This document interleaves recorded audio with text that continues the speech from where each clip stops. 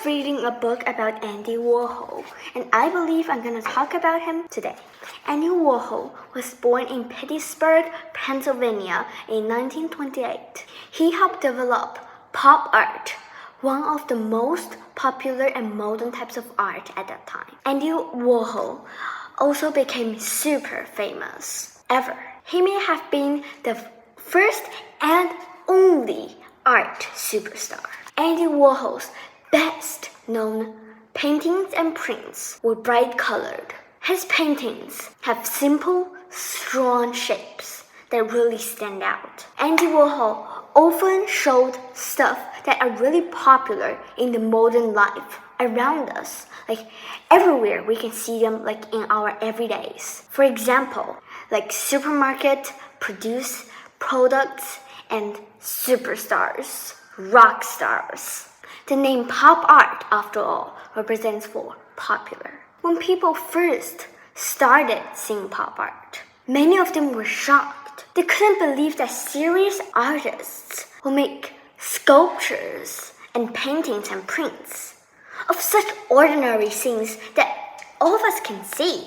But pop artists like Claes Oldenburg and Roy Lichtenstein were just doing what they wanted to do and what they have always done. They were creating art about things that they feel important to themselves. Andy Warhol, during his childhood, when he was born, he had the natural talent of art. His mother encouraged him and often helped him with his paintings and art. His mother was a pretty good artist herself.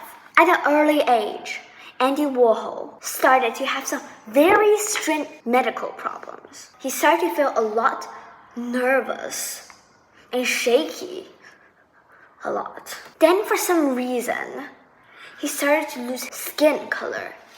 He began to grow paler and paler. His mother insisted him to stay in bed and relax. Andy Warhol enjoyed all this time being in his bed because he can read, he can color, he can read comic books, and listen to the radio. He especially liked reading movie magazines. He dreamed about the exciting and glamorous lives of his favorite movie stars, how they were so rich, and how the movies were so exciting, so fascinating. Andy Warhol showed much interest in art from such an early age. His teachers suggested that he take some art classes during the weekends at the nearby Carnegie Museum of Art. Andy met lots of talented students. Some of them were from super rich families. For the first time, Andy Warhol saw how wealthy people lived. He imagined how nice it would be if he one day would have as much money as that. Andy's father managed him to save enough money to go to art college. After Andy graduated from high school, he studied design and illustration at the Carnegie Institute of Technology. While he was there, he developed his own unusual art style. He drew his subject in pencil and then went over it in ink. Just before the ink dried, Andy pressed his picture down onto a clean piece of paper. This gave his art a blotted line look. After Andy graduated from art college, he went to New York City to look for some job. He had very little money, as he had very little to start with. He carried his drawings and artworks in a normal grocery brown bag. After showing his work to lots of different advertising agencies and magazine publishers, when he was small, he really liked to draw magazines and draw pictures. He always wished to draw pictures and be accepted into magazines and ads. Andy actually got lucky. He got accepted by an art director at Glamour magazine, asked Andy to do some drawings of shoes to illustrate a story. Andy was thrilled. Not only was he going to make some money, but shoes were his best thing to draw. Later on, Andy did a whole series of ads for a big shoe store in New York, and even some fun shoe drawing for himself. He kept using his blotted line method of art, the unusual style he had created during high school. And everyone thought his illustrations were really so original and great fun. His blotted line art seemed to have an energy in it, a special magical energy, almost like it was dancing around in the page. And they keep getting more and more jobs, and before he knew it, he was making lots of money. Finally, he was able to move into a nice big apartment. This time though, Andy's father had already died, and his mother had decided to live with him. Andy was getting more work at the time, not stopping. Not only was he doing magazine illustrations, but he was also decorating department store buildings, windows. He was also designing greeting cards, record albums, and book covers. He even drew suns, clouds, and raindrops for a television weathercast. And he had so much work that he sometimes asked his friends to help him finish things up. He's so busy. And his mom often did hand lettering for his illustrations, like signing stuff. And he was becoming one of the busiest and wealthiest illustrators in New York City. When he found time to relax, Andy often went to movie theaters to watch his favorite movies. And he often go to art galleries too, to go and check all the other famous artists. During this time, Andy saw the work of two famous artists at the top that really impressed him and really inspired him. They are Jasper Jones and Robert Rauschenberg. They were doing something new, a new type of art. And it's exciting with paintings and sculptures. Both of these artists had also done department store window decorations, just like what Andy Warhol had done, window displays. But now they were becoming famous. Not like just famous for little stuff, but serious artwork. Andy Warhol decided it was time for him to become one of them too. Even though Andy Warhol's dream of becoming wealthy was coming true, there was still something he wanted. More than anything else in the world, not only wealthy, but he wanted to be famous. He wanted the whole world to know him. Andy went to work right away to become famous. He made paintings of comic strip characters, newspaper ads, and supermarket products. No one seemed at all interested in his art, in his comic strip characters, in his magazine ads. Andy started to get nervous again of the medical illness. He started to get nervous about what to do. Nothing he does would help. Finally, a friend of his told him that she knows exactly what to do. But for Andy Warhol to know, he had to pay her $50. Andy gladly paid his friend, wanting to become famous. Because when he's famous and wealthy, $50 isn't a big deal. He told him that since he loved money so much, he should paint money. And he thought his friend's ideas were amazing. Right away, he started painting money and soup cans. Andy Warhol asked a lot of other people for ideas. He thought it was a normal part of creating art. You were supposed to ask people for ideas to create great art. Andy he showed those ideas was original and from his own, not copying from the others. Because if you copy from others, that won't be called creating your own art. And that may be called copying without telling who actually gave you the idea. Andy worked as hard as he could.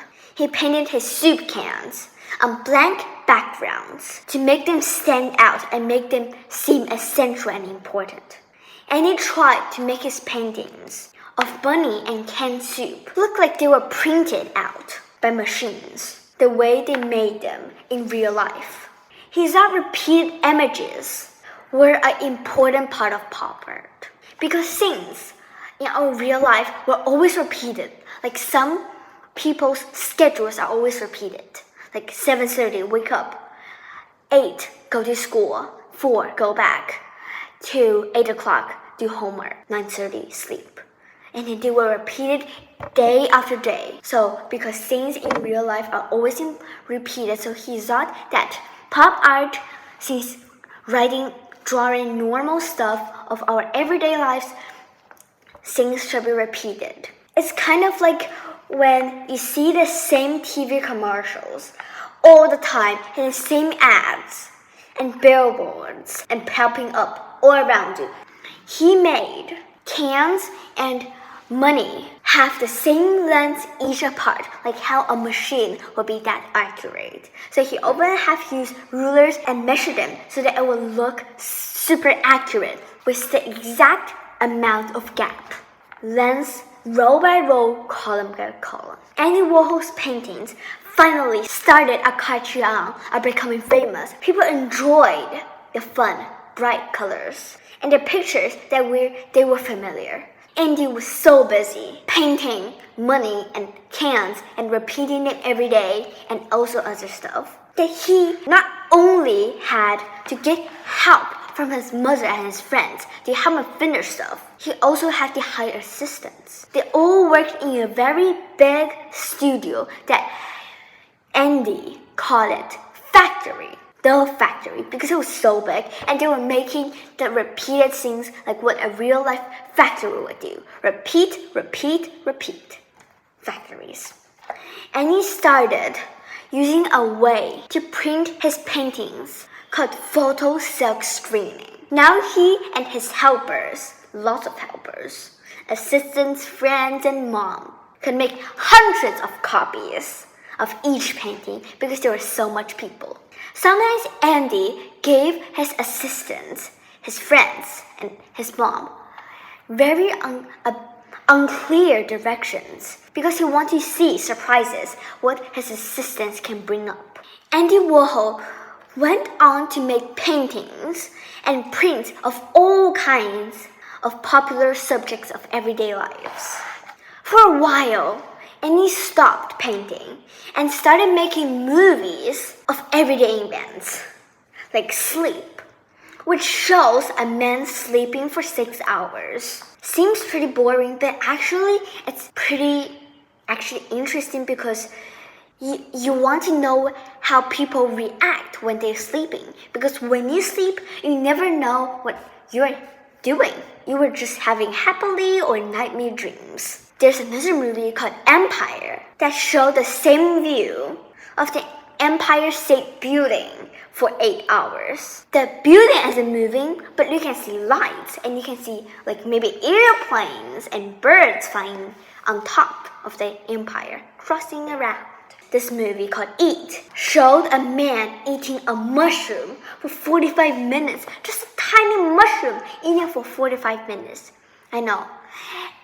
Eating a mushroom is normal, but when you see somebody eating it like for 45 minutes, actually interesting because it's strange and weird. And these movies got a lot of attention since they're interesting and pretty boring. They're considered an important part of art history. Andy Warhol's life was filled with excitement, from films of everyday lives to cans and movies to comics to magazines, to ads, to displays, and they were so interesting, exciting.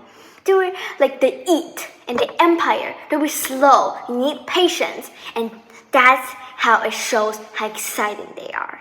He was always in the news for one reason to another. By the time he died in 1987, he was a wealthy and famous artist. His goal achieved, just what he had hoped for from such a young age. Andy Warhol's pop art that he created during his lifetime was really more than just a series of fun pictures and films. His best paintings and prints were beautifully designed. They had strong and powerful images with great bright colors. Andy's artworks and films made many people take a look around them and think what is important. Think about what is important of what they see every day, of their repeated schedules every day, what they do, and what they just really liked. If you want to see some of the bright, color, and exciting normal artworks and images and films of Andy Warhol, you can check out these museums below. Thank you for watching, and I hope you really like Andy Warhol because I love his paintings. Think about it, exciting, and it's about normal stuff. Bye bye, children.